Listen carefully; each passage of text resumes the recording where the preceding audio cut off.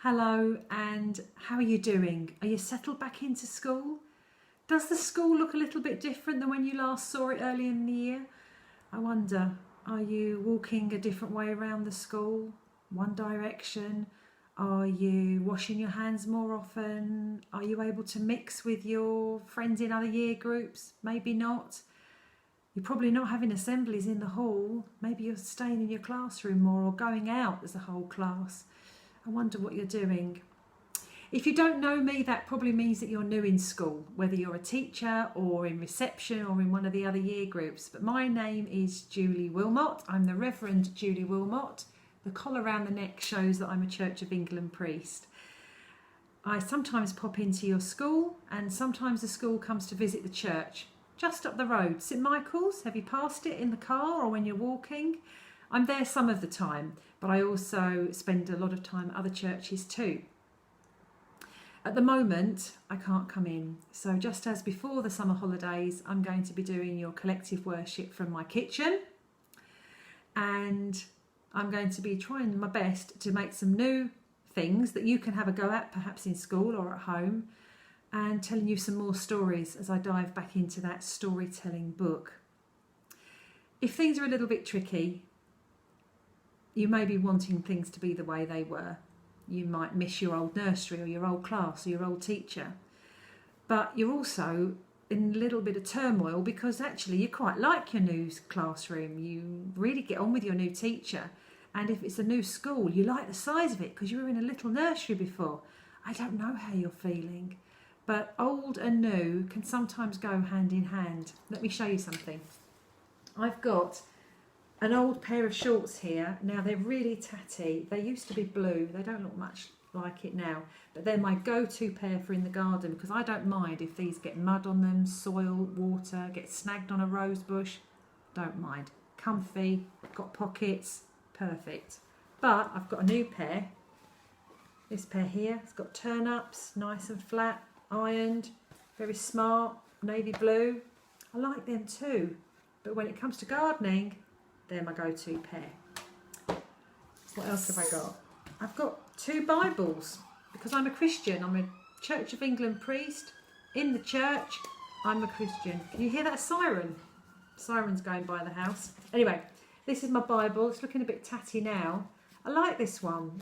Paper pages. I like the index. I can write on the inside. But it's quite big and heavy. So I've also got a Bible on my phone as well, and that's really convenient. I can slip it in my bag, I can find a verse really easily.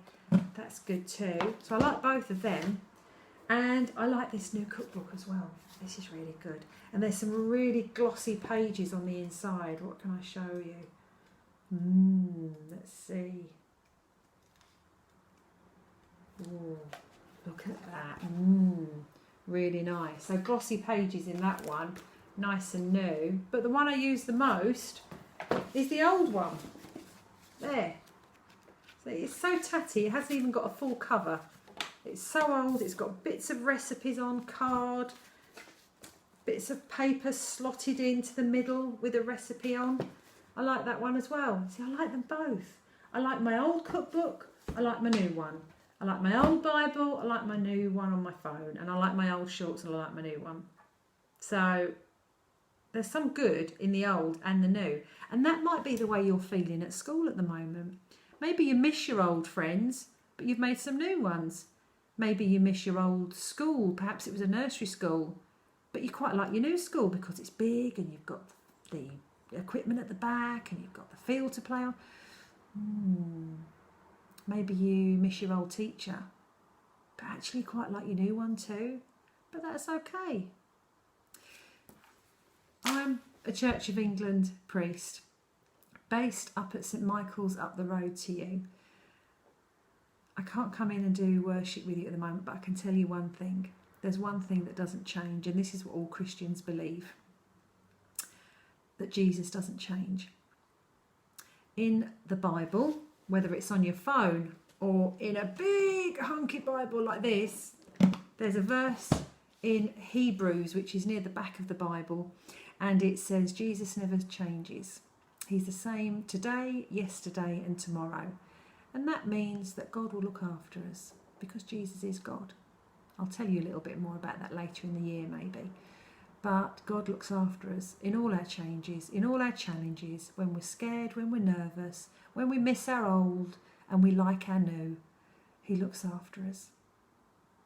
One thing doesn't change. We always end our collective worship with a prayer, and I've got a little prayer here about change. So if you're used to praying, then you can close your eyes or you can just listen if you're not. The prayer says, "Dear God, we thank you for the happy changes. Help us when we feel sad or mixed up about something new." That's probably appropriate, isn't it? Because sometimes we don't know how we feel. Help us to talk about the way that we feel. That's appropriate too, because if you're worried, maybe you can talk to somebody in school, or maybe you can talk to somebody at home. And the very last line of this prayer says, "Thank you that you never change." Amen.